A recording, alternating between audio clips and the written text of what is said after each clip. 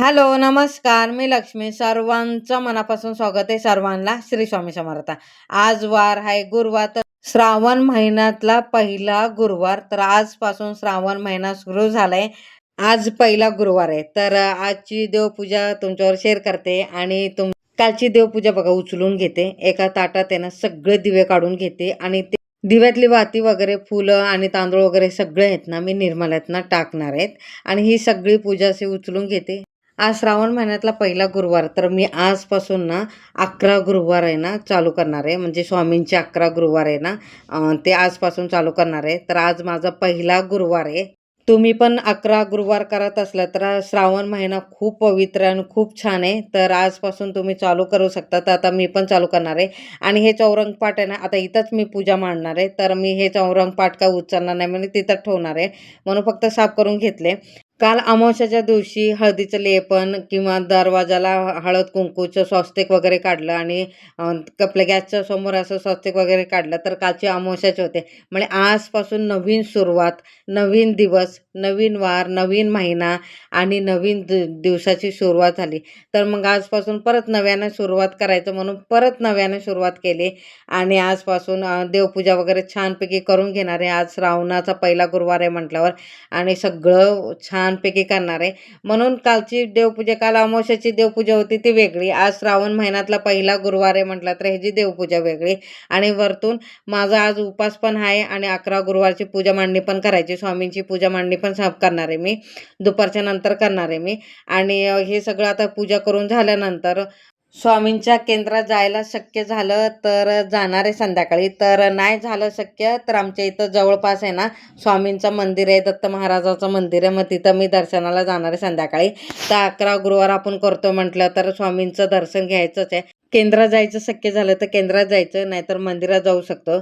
तर 11 गुरुवार करायच्या अगोदर संकल्प करायचा असतो. स्वामींच्या केंद्रात मंदिरात जाऊन खडीसाखर, नारळ आणि अगरबत्ती वगैरे सगळं घेऊन पाया पडून संकल्प करायचा असतं की मी 11 गुरुवार करणार आहे. तर 11 गुरुवार कशासाठी करणार आहे, का करणार आहे, काय करणार आहे, सगळं स्वामीला सांगायचं असतं. मग येऊन मग 11 गुरुवार चालू करायचं असतं.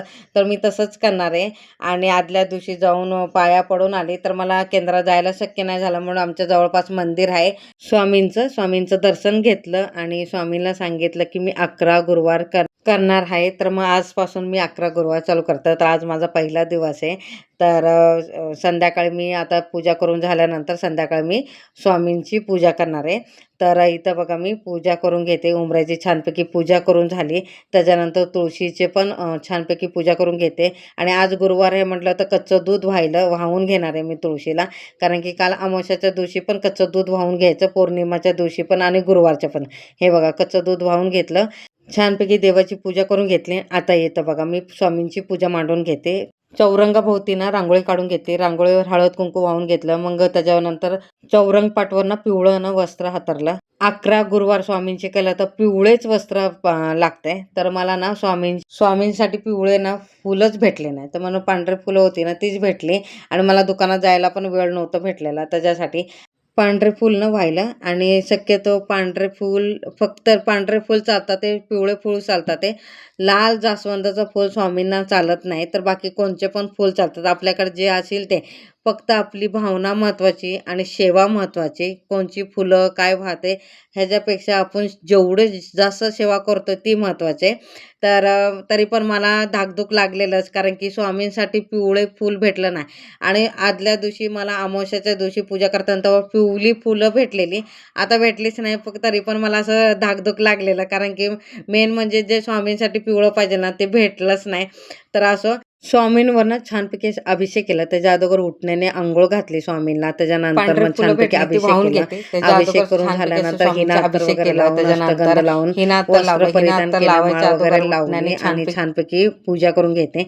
स्वामींवर अभिषेक कसा केला तो पहिले तुम्हाला सांगते. पहिले ना स्वामी स्तवन म्हटलं. स्वामी स्तवन म्हणताना हात जोडलं. त्याच्यानंतर एक वेळा अथर्व शीर्ष आणि एक वेळा पुरुष सूक्त, एक वेळा स्त्री सूक्त, एक वेळा राम रक्षा स्तोत्र, एक वेळा पवमान सूक्त, हे सगळं मंत्रस्तोत्राने अभिषेक केला. तर मी लास्ट टाईम गुरुवारी गुरुपौर्णिमाच्या दिवशी जे अभिषेक केलेलं सेम परत केला, कारण की पहिला गुरुवार आहे आणि श्रावणातला पण पहिला गुरुवार आहे, म्हणून एवढं सगळं मंत्रस्तोत्र म्हणून ना अभिषेक केला.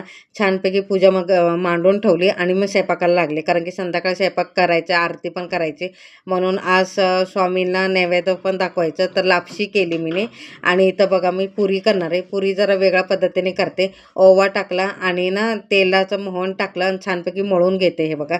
आणि बटाट्याची भाजी, पुरी, वरण भात असं करणार आहे, कारण की पहिला गुरुवार आहे म्हटल्यावर छान स्पेशल काहीतरी असं करणार आहे स्वामींसाठी. तर इथं बघा पीठ मळून घेतलं आणि झाकून ठेवते. आणि इथं बघा वाटण करून घेते आलं, लसूण आणि मिरचीचा. त्याच्यानंतर कढई घेतली. कढईत ना राई, जिरा, कढीपत्ता आणि हिंग, वाटलेला मिरचीचा ठेचा पण टाकला. हे बघा छानपैकी भाजून घेते आणि धना पावडर आणि हळद टाकून घेते आणि बटाटा टाकून घेते हे बघा. आणि छानपैकी मिक्स करून घेते आणि वरतून मॅगी मसाला टाकून घेते आणि त्याच्याने टेस्ट छान येते. चवीपुरतं मीठ टाकून घेते हे बघा आणि मिक्स करून घेते.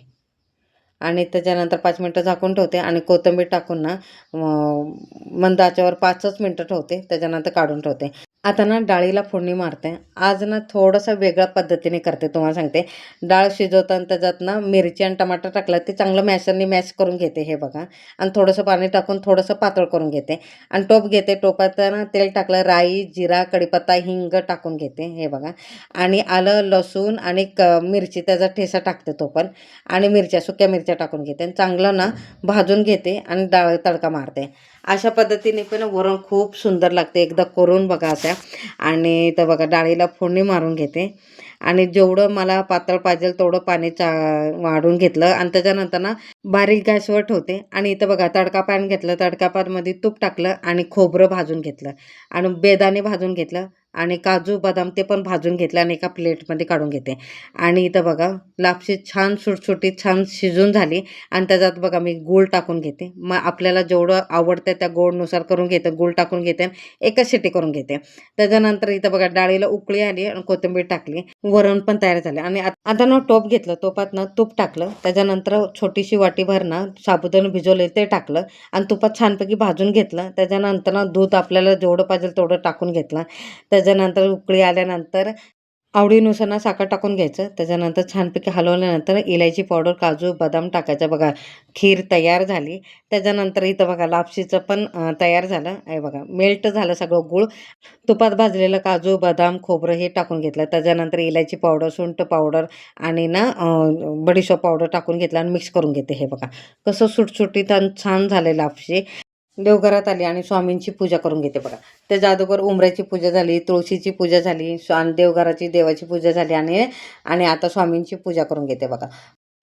आणि इथं बघा धूप, दीप, अगरबत्ती ओवाळून घेते. त्याच्यानंतर आरती करून घेते. आरती ना मी केंद्रानुसारच करते. जी केंद्रात आरती होते 6 वाजता तीच करते मी घरात. आरती करून झाल्यानंतर इथं बघा मी मुजरा करून घेते.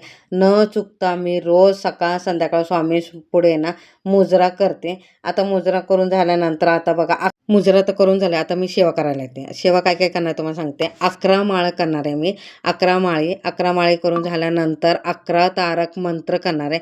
11 तारक मंत्र करून झाल्यानंतर श्री स्वामी समर्थ सारामृतचा पूर्ण एक पाठ करणार आहे. मग तो नंतर करणार आहे. फक्त 11 माळे आणि 11 तारक मंत्र करून झालंय माझं. आणि इथं बघा मी स्वामीला नैवेद्य दाखवायचं म्हणून इथं बघा पुऱ्या लाटून घेते. सगळा स्वयंपाक झालाय, फक्त पुऱ्या लाटायचं होतं म्हणून स्वामींची आरती वगैरे करून झालं. आणि कपला 11 माळे करून झालं, 11 तारक मंत्र करून झालंय. आणि इथं बघा पुरी तळायला बसली. त्याच्यानंतर पुरी करून झाल्यानंतर स्वामीला नैवेद्य दाखवते. स्वामीला नैवेद्य दाखवून झाल्यानंतर मग पूर्ण एक पाठ करणार आहे.